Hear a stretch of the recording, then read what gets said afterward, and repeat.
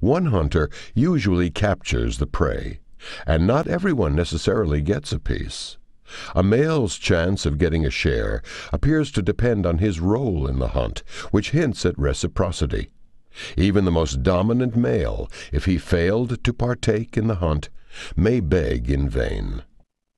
Reciprocity can be explored in captivity by handing one chimp a large amount of food, such as a watermelon or leafy branch, and then observing what follows.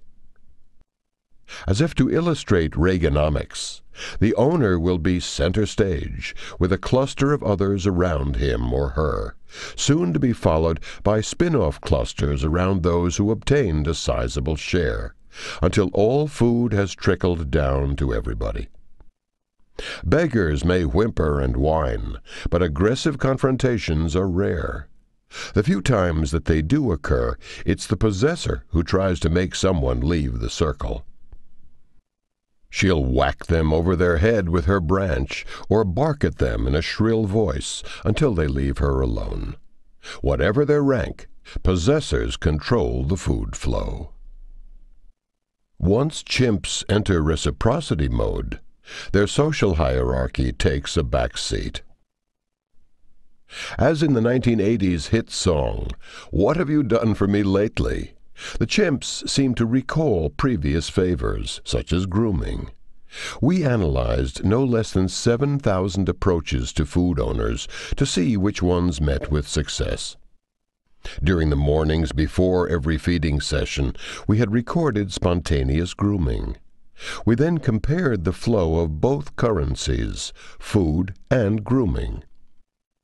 If the top male, Sacco, had groomed May, for example, his chances of getting a few branches from her in the afternoon were greatly improved.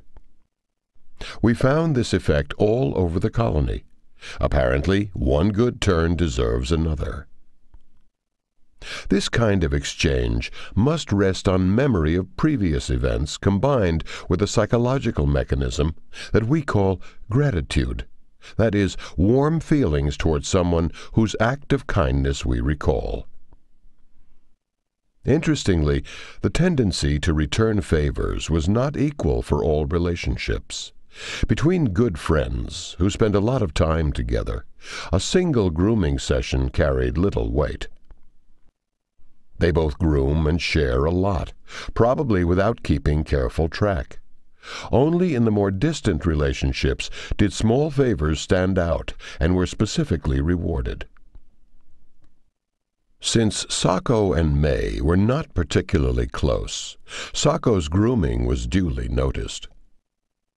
The same distinction is found in human society. When at a conference on reciprocity, a senior scientist revealed that he kept track on a computer spreadsheet of what he had done for his wife and what she had done for him, we were dumbfounded. This couldn't be right. The fact that this was his third wife, and that now he's married to his fifth, suggests that keeping careful score is perhaps not for close relationships. Spouses do obviously maintain a measure of reciprocity, but mutual benefits are supposed to work themselves out over the long haul, not in a tit-for-tat fashion.